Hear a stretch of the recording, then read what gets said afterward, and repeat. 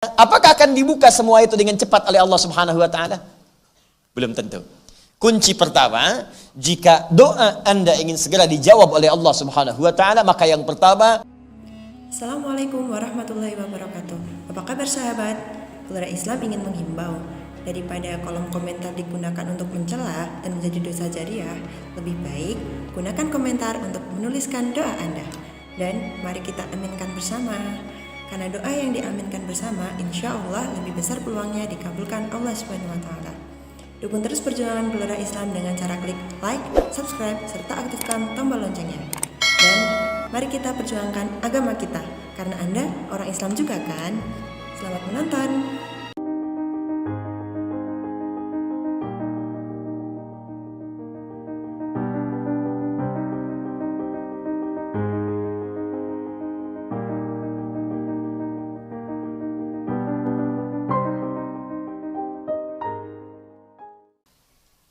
Jadi kalau kita ingin beribadah, lihat baik-baik, ini. Kalau kita ingin kerjakan apapun ibadah, maka diingatkan oleh Allah pertama kali. Kunci dari semua ibadah itu adalah tujukan semuanya hanya untuk Allah saja. Puncakkan semuanya. Apapun yang kita kerjakan. Kalau sudah paham ini, kunci yang ini, baru kita bicara tentang definisi ibadah. Apa itu ibadah? Dan bagaimana menjadikan semua ibadah ini karena Allah saja. Ketika Anda jadikan semua ibadah karena Allah, maka akan terbuka semua pintu-pintu kebaikan yang kita inginkan itu. Jadi banyak orang mengerjakan yang ini, tapi gagal dalam memahami yang ini. Padahal ini kuncinya. Nah, sekarang kita turunkan. Yuk, nanti kita praktek di ayat-ayat Al-Qur'annya. Misal, jenis ibadah itu doa. Kita sudah ambil doa kan? Nah, misal, di antara makna ibadah, doa. Doa itu bagian dari ibadah. Ad-doa. Ya.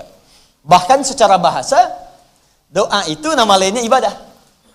Ya, kalau Anda mengaji Sahih Al-Bukhari, kemudian Anda masuk ke Kitabul Iman, pada hadis bagian nomor 2, paling kiri sebelah atas, ada pembahasan ad-du'a'u wal iman.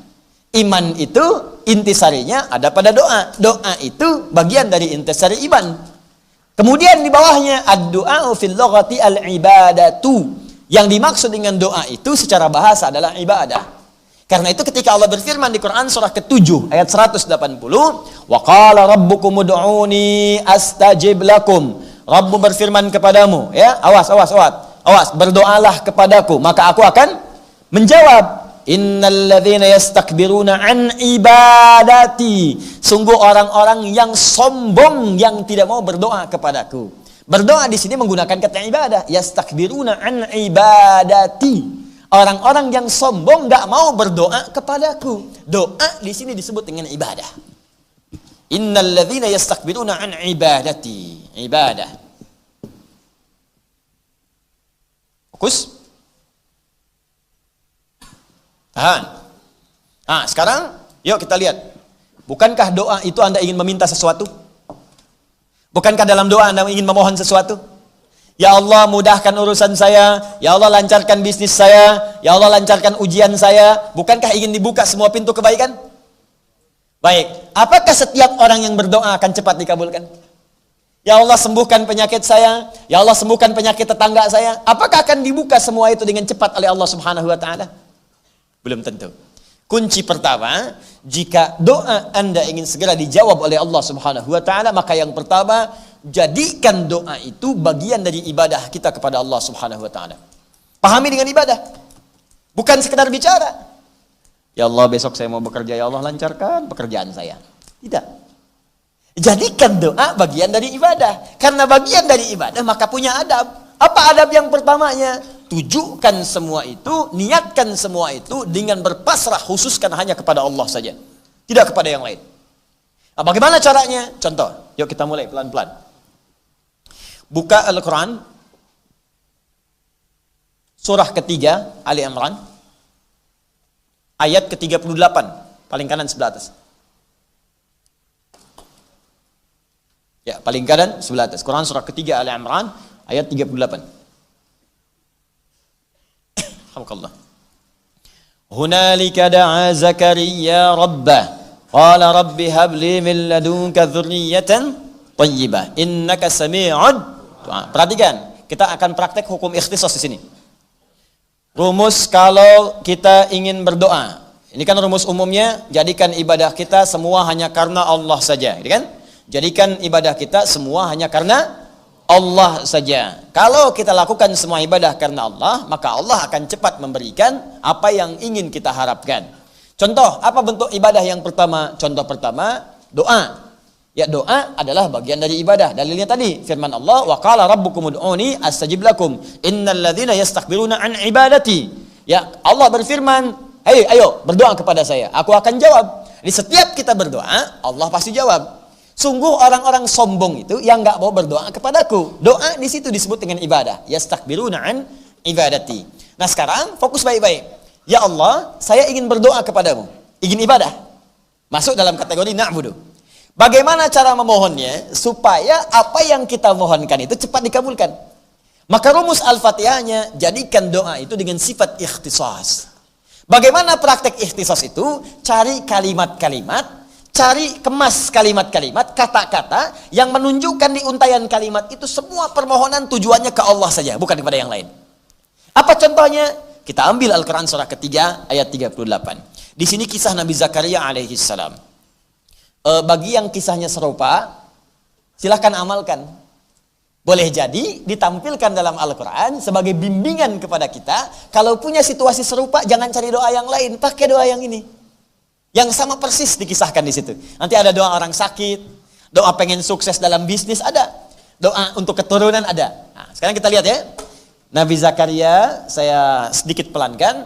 Beliau itu diuji oleh Allah sebagaimana banyak kita ketahui dengan sudah berumah tangga cukup lama, diberikan gambaran di surah Maryam surah 19 dari ayat kedua khususnya sampai ayat 9 itu dengan kondisi fisik yang sudah melemah. Ya, kemudian rambutnya sudah memutih. Ya, kemudian fisiknya sudah letih. Wasta'ala ra'su syaiba. Ya, wasta'ala ra'su syaiba. Ya Allah, ini fisik saya sudah letih, rambutnya sudah memutih. Walam akum bidu'aika rabbi syaqiyya. Ini dalilnya.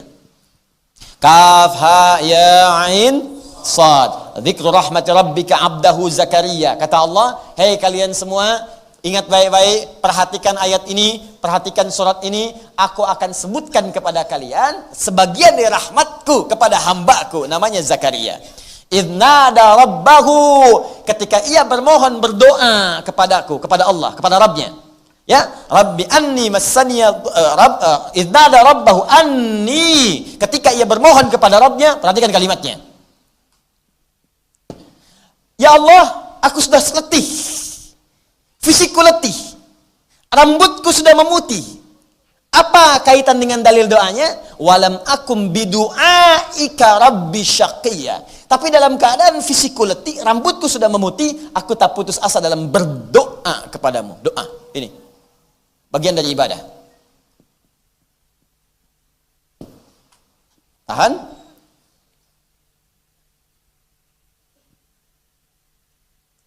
Rabbi inni wahanal azmu minni. Ya Allah, tulang-tulangku sudah mulai letih nih. Ya. Kemudian diteruskan ke rambut sifatnya, washta'ala ra'su syaiba, rambut sudah memutih.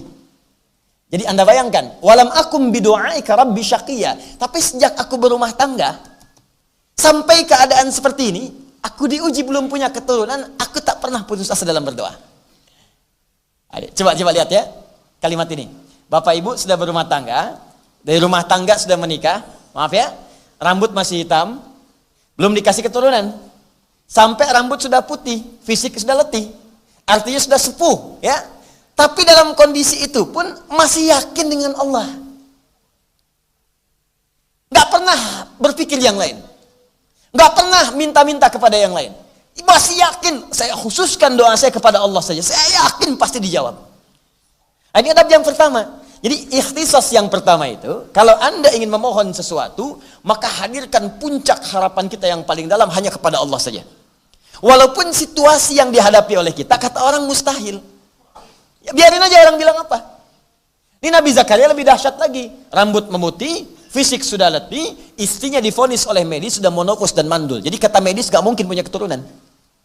Tapi apa yang menjadikan beliau kemudian begitu yakin doanya akan dikabul? Ini, ikhtisas ini. Mustahil bagi manusia, tidak ada yang mustahil bagi Allah Subhanahu wa taala. Maka dihadirkan puncak keyakinan yang paling dalam. Saya ingin khususkan permohonan pada Allah saja yang tidak punya batas mustahil dalam kehidupan. Setelah ada keyakinan kuat ini, baru kalimatnya muncul. Perhatikan kalimatnya di Quran surah ketiga ayat 38. Fokus baik-baik. Hunalika da'a Zakaria rabbah. Maka di mihrab itu Nabi Zakaria bermohon kepada Rabbnya.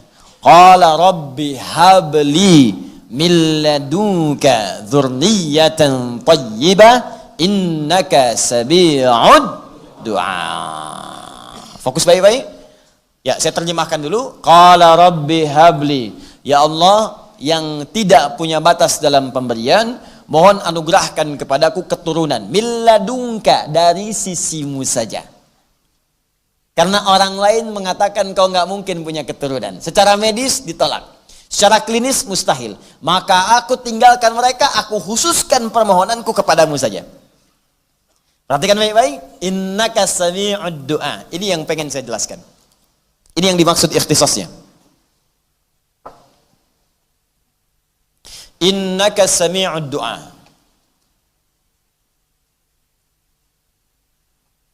Innaka sami'ud du'a.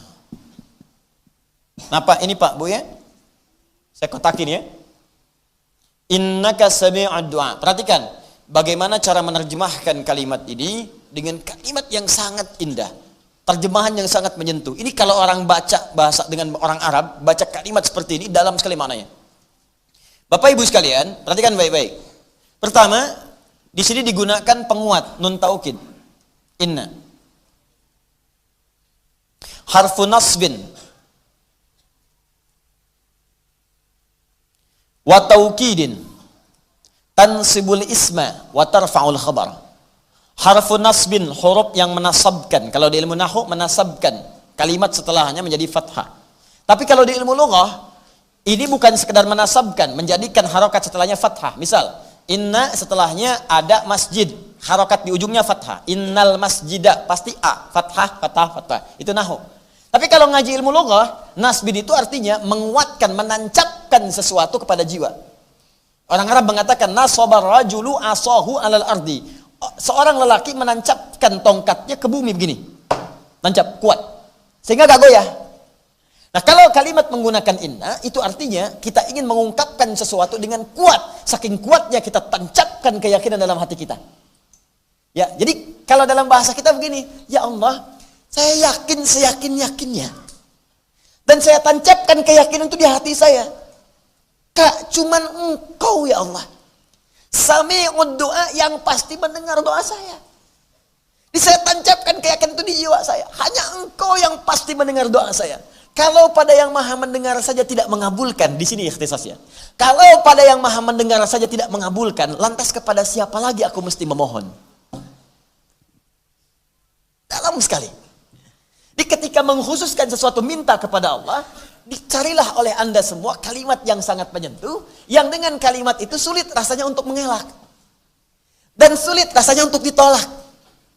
Ya, bagaimana Allah bisa menolak dengan kalimat seperti ini? Perhatikan, ya Allah, aku tancapkan keyakinan yang paling dalam.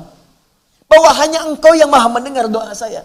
Kalau yang maha mendengar saja tidak mengabulkan doaku, lantas kepada siapa lagi aku mesti meminta? Kalau dengan segenap keyakinan ini aku sudah memohon, belum kau kabulkan juga. Tolong tunjukkan kepada aku ya Allah, dengan cara apa lagi aku mesti memohon kepadamu? Cari kalimat itu. Jadi kalau Bapak Ibu perhatikan bahasa-bahasa Al-Quran, itu para Nabi dan Rasul itu sering mencari kalimat-kalimat dan penjabaran dari makna ikhtisas ini. Sering. Banyak sekali. Contoh, buka Quran surah ke-21 Al-Anbiya. Ayat ke-83 sampai 84. Kisah Nabi Ayub. Ya, kenal Nabi Ayub? Tidak. Awas, hati-hati. Ibu kenal Bu? Tidak. Nabi Ayub apa ujiannya? Sakit. Ya, sakitnya itu tidak seperti sakit zaman orang-orang sekarang atau bahkan sejak Nabi Muhammad SAW diutus. Beliau pernah sakit, tapi Allah menurunkan tentang kisah Nabi Ayub. Seakan ingin mengatakan Muhammad SAW kamu sakit, ada yang lebih parah dari kamu penyakitnya. Dalam keadaan sakit pun dia tidak mengeluh. tapi menancapkan keyakinan dalam jiwanya, Allah pasti akan menyembuhkan penyakitnya. Awas Bu ya, Pak ya, kunci pertama itu yakin dulu. Inna, taukid, nasab, yakinkan. Jadi kalau Anda berdoa nggak yakin, tak akan dikabul Pak. Bu,